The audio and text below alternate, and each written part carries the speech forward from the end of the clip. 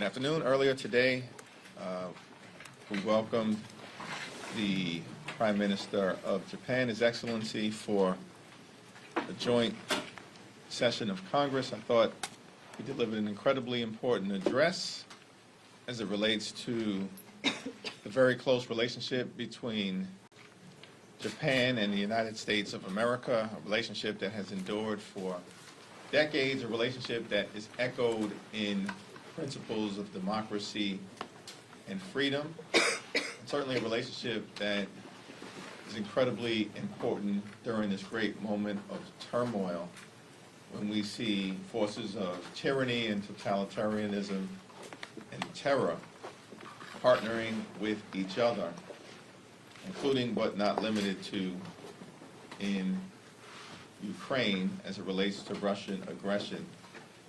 And it is a real, clear, urgent need for American leadership, as the Japanese Prime Minister made clear, and for the Congress to do its part to meet America's national security needs, which requires House Republicans to bring the bipartisan, comprehensive national security bill to the House floor for an up or down vote. Democrats under the leadership of President Biden continue to deliver real results for the American people. Job creation remains up. More than 15 million good-paying jobs have been created under the leadership of President Joe Biden in less than 4 years, which represents phenomenal progress from the days of the COVID-19 pandemic and the shutdown of our economy. At the same point, Democrats realize that there's more that needs to be done to address inflationary pressures, the issue of affordability, and to drive down costs for everyday Americans. And Democrats remain committed to building an economy from the middle out and the bottom up, to growing the middle class, and to making sure that we bring economic opportunity to every single zip code in the United States of America for the middle class and all those everyday Americans who aspire to be part of the middle class. Questions? Mr. Lee, good morning. Good afternoon. Thank you. Is it hard as leader of the Democrats when the Republicans are in charge and they're constantly unable to move FISA, we don't know the path on Ukraine, there's all this toing and froing, to say, okay guys, this is what we're going to do? What is the attitude of Democrats when they're hearing all this and seeing this pandemonium? From the very beginning of this Congress, we've made clear as Democrats that we will find bipartisan common ground with our Republican colleagues on any issue in order to make life better for the American people, and we have repeatedly done exactly that.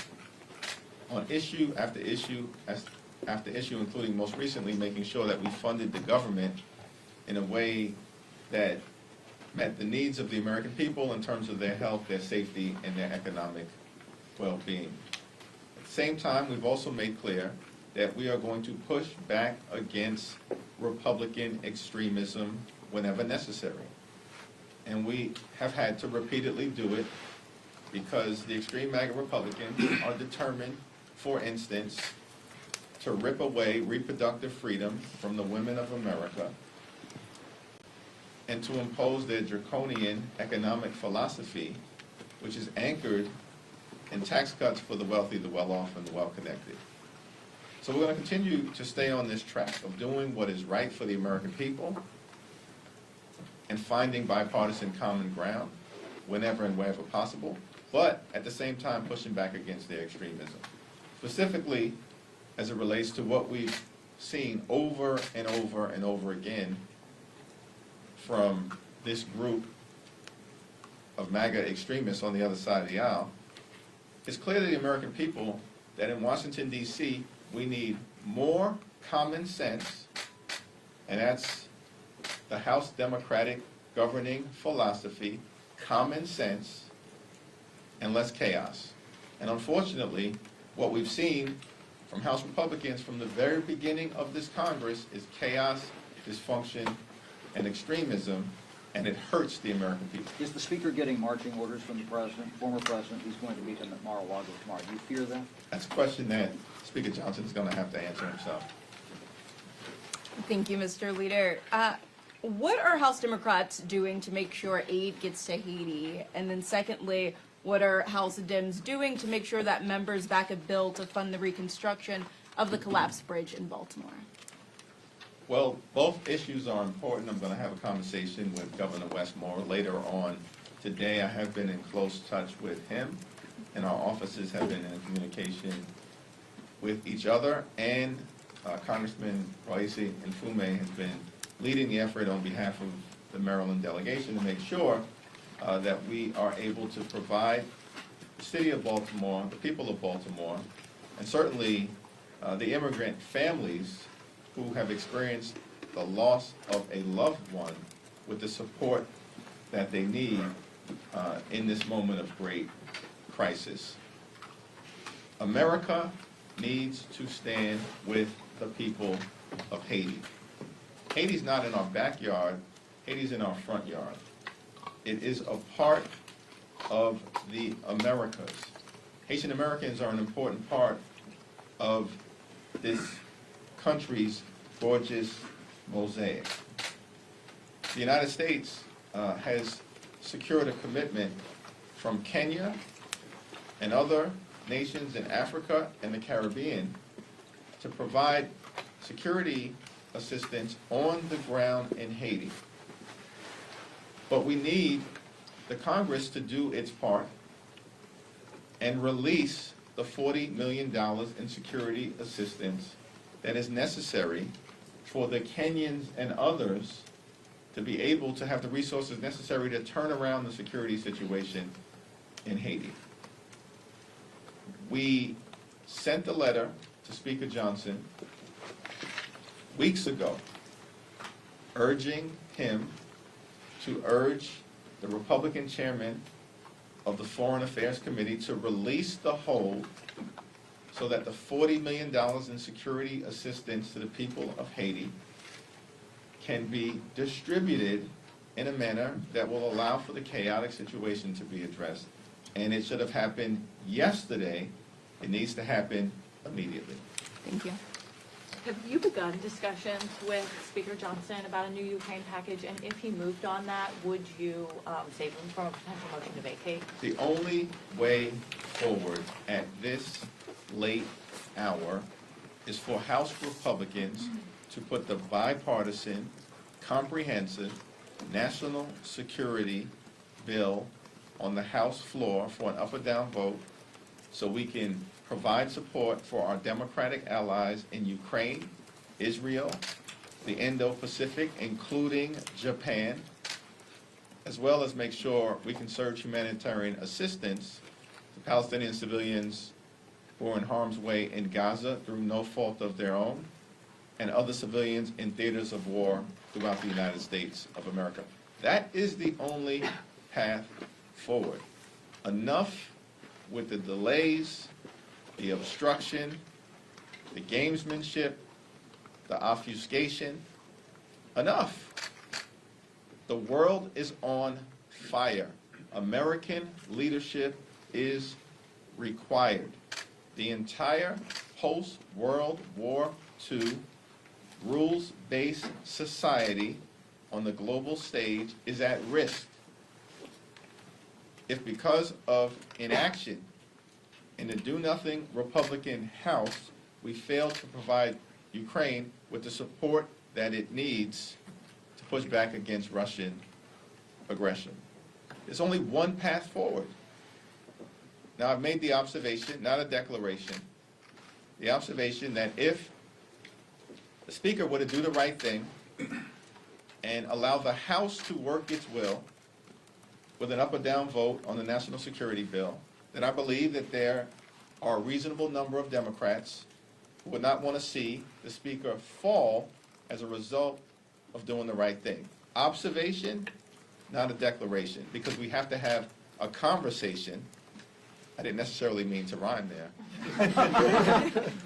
But a conversation amongst ourselves as House Democrats before making such a solemn decision. So does that mean you're ruling out supporting any other type of package? Our view, quite clearly, and it was expressed this morning in the WIP meeting hosted by the Honorable Catherine Clark, who's doing a great job,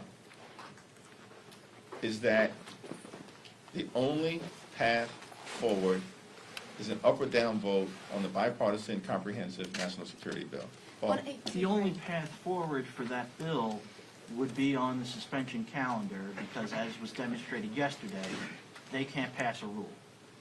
Are you worried about losing Democratic votes over the Israel aid portion of this, and that you would be in a situation where you couldn't get a 2/3 majority? I believe that there are a sufficient number of votes to make sure that the national security bill makes it over the legislative finish line if it's brought to the House floor between the House Democratic Caucus and the House Republican Conference. We saw yesterday that the Republicans failed to pass a rule on FISA. Would Democrats support a standalone rule for a FISA reauthorization? And has Speaker Johnson spoken to you about this? No and no. On Haiti, if I may, discharge petition. It also doesn't have full support of Democrats. Have you been talking to your colleagues if they are willing to sign this discharge petition to move forward with the bill? I think the discharge petition now has north of the support of 90% of House Democrats. I think we are currently somewhere around 194 or 195, some additional members signed today. I think we have 2 Republicans who joined us. The problem is not on the Democratic side. The problem is on the Republican side. 2 Republicans out of 217 believe that it's urgent at this moment to put the bipartisan national security bill on the floor so we can provide support for Ukraine, Israel, Japan, South Korea, Taiwan, and humanitarian assistance to people who are struggling throughout the world. 2 Republicans. The problem is not on the Democratic side. And it's just a handful of Republicans, 20 or 25 at most, are willing to join House Democrats. We can do what's necessary to protect America's national security needs. Back. Thanks, Mr. Jeffries. It sounds like Speaker Johnson, in order to win over, back on FISA for a minute, in order to win over some of those conservative critics, is looking at a plan to shrink the reauthorization window from 5 years to 2 years. Is that something that Democrats could support? Yeah, I need to have a conversation with Jim Himes, as well as the Democrats on the Intel Committee who've been closest to this issue, as well as Chairman Meeks of the Foreign Affairs, soon-to-be Chairman Meeks of the Foreign Affairs Committee, once in future Chairman Meeks, as well as Adam Smith and others, before, I'm going to weigh in on the issue of length of time connected to the reauthorization. Okay, go back to this side. During your conversations with the Japanese Prime Minister, did you bring up any type of reforms to the status of, to the status of forces agreement that's between the United States and Japan to avoid a situation like the one that happened to Ridge Alconis from ever happening again? Yeah, that did not come up in the private conversations that I was a part of. We more broadly talked about continued security cooperation between the United States and Japan, some of the challenges in the Indo-Pacific, as well as, of course, some of the challenges in the world, similar to the themes that the Japanese Prime Minister hit upon in his address, because we're confronting, across the world, a conflict between the forces of freedom and the forces of tyranny, the forces of democracy and the forces of autocracy, the forces of truth and the forces of propaganda. The United States, Japan, our other democratic allies stand on the right side of that divide, and we'll have to look for ways to continue to make sure we operationalize. Now, do you think that service members overseas need to be guaranteed the right to an attorney or the right to a translator? Yeah, that issue didn't come up, and I defer to the administration right now with respect to the particulars. Mr. Leader, we saw another ruling on abortion in Arizona further restricting the practice. Do you believe that these rulings in the wake of Roe v. Wade being overturned, does that expand your map when you're looking to take back the majority? And do you believe Donald Trump when he says that he would not sign a national abortion ban into law? Donald Trump is lying. This is an individual who has said, along with the other extreme MAGA Republicans, that they are proud to have taken down Roe v. Wade. Donald Trump put 3 Supreme Court justices in place, several of whom, in my view, misrepresented their position before the United States Senate, claiming that Roe v. Wade was settled law. And then the first opportunity they had, took Roe v. Wade down and put the women of America in a position where abortion care has been criminalized in state after state after state. The extreme MAGA Republicans have been very clear. They do not believe in a woman's freedom to make her own reproductive health care decisions. The only reason the former president is claiming to be for states' rights is because he knows he's not for women's rights when it comes to reproductive freedom. And he recognizes that he's in a politically vulnerable position. But there is absolutely zero reason to believe that the extreme MAGA Republicans, the first chance that they had with a Congress controlled by right-wing conservatives, and God help us all, a Republican president, would not impose a nationwide ban on abortion. It's what drives a significant number of the Republicans who are part of their base. If Roe v. Wade can fall after nearly 50 years, everything is on the table. And it's not just reproductive freedom. It's Social Security. It's Medicare. And many of us believe it's democracy itself. Do you think that expands your map then, sir?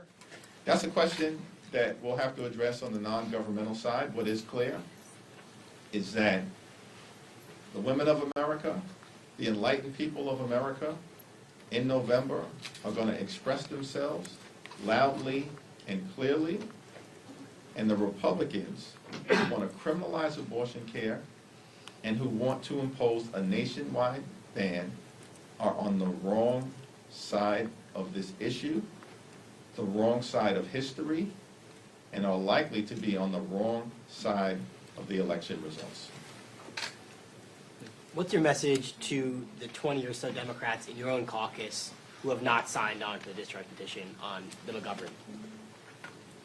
There are ongoing conversations with the House Democratic Caucus about the best way forward in terms of ensuring an up or down vote on the bipartisan national security bill.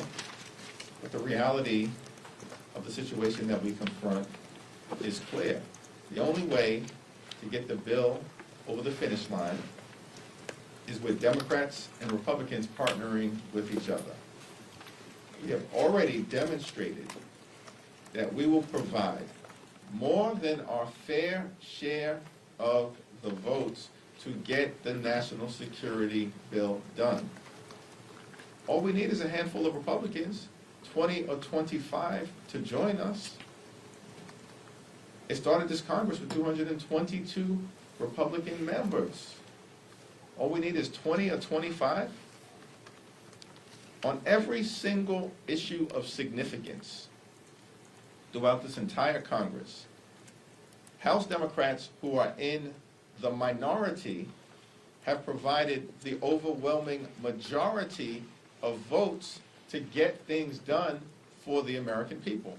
And on the issue of the national security bill, we are ready willing, and able to do the same. We just need a handful of traditional Republicans to break with the MAGA extremists and join us to lift up America's national security. Senator Johnson has a one vote majority in the House. What do you see or hope to see happening in the future with that in mind? Well, It was a mistake, sorry. right, Speaker Johnson, Yes, that's what I meant. with respect, you were just checking to see if I was paying attention. Wrong, John. With respect to the agenda moving forward, as we have repeatedly said, as House Democrats, we want to work together to solve problems for hardworking American taxpayers. We will continue to put people over politics and to fight for things that matter, like lower costs, growing the middle class, safer communities, defending democracy, and building an economy from the middle out and the bottom up. And if our Republican colleagues, with their ever-shrinking majority, are willing to join us on any issue, as long as it will make life better for the American people, we will continue to extend the hand of bipartisanship. So it doesn't change your strategy at all? It doesn't change our strategy at all. So on the supplemental, did you communicate in any way with Speaker Johnson about his intentions? Because he's saying, you know, a lot of different things. He's talking about the innovations to the bill, and that he's considering all the options. Has he indicated what, you know, he wants to do and what those innovations might be? We continue to make clear that the only path forward is an up or down vote on the bipartisan comprehensive national security bill passed by the Senate. It's my understanding that the same point has been repeatedly made to House Republicans by the Biden administration, Leader Schumer, and Leader McConnell. Everybody else in Washington, D.C. is in agreement that there's only one path forward, and that's put the Senate bill on the House floor for an up or down vote, and I guarantee it will pass with a strong bipartisan majority. The Affordable Connectivity Program is slated to expire at the end of the month. I want to say the White House has made a request for some funding from Congress. I want to get your level of concern that that program is going to expire. It's so important to closing the digital divide. And Congresswoman Yvette Clarke has a discharge petition on extending that program. Do you support that petition? Yeah, I strongly support Congresswoman Clarke's efforts, as well as the legislation connected to the discharge petition. It's my understanding that her legislation, which would allow the Affordable Connectivity Benefit Program to continue to be funded in ways that benefit the American people all across the country, in inner city America, rural America, suburban America, exurban America, small town America, and the heartland of America. That's a good thing. That's a win for everyone. And Congresswoman Clarke's legislation has bipartisan support and more co-sponsors, as I understand it, than the number necessary to pass the bill out of the House. And so, one way or the other, we have to get it to the floor. Thanks. You obviously during the last 2 weeks endorsed Congressman Bowman for re-election. If he came asking, would you go campaign with him in that district between now and June? And then has AIPAC complicated your ability to keep cohesion within your caucus here on Capitol Hill, given their primaries of so many of these progressives? No, with respect to the second question, and he and I haven't had that conversation about going into the district. Should President Biden take executive action to shut down the border? I think the administration should pursue every available avenue to bring about a safe, a strong, and secure border. We also need a humane border. The best path forward, as President Biden and the administration has articulated, is a comprehensively agreed upon legislative proposal that could move out of the House and the Senate. Unfortunately, we found ourselves in a situation where the extreme MAGA Republicans are taking orders from their puppet master down in Mar-a-Lago, who killed a bipartisan bill designed to address border security in the United States of America, because the extreme MAGA Republicans don't want to solve the border security issue. They want to exploit the border security issue in November.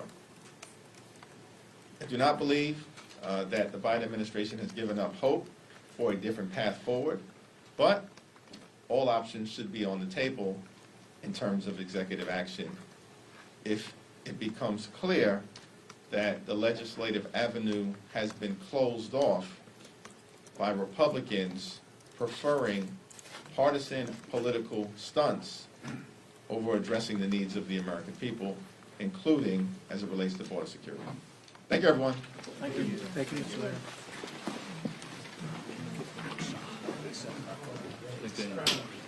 Okay. So,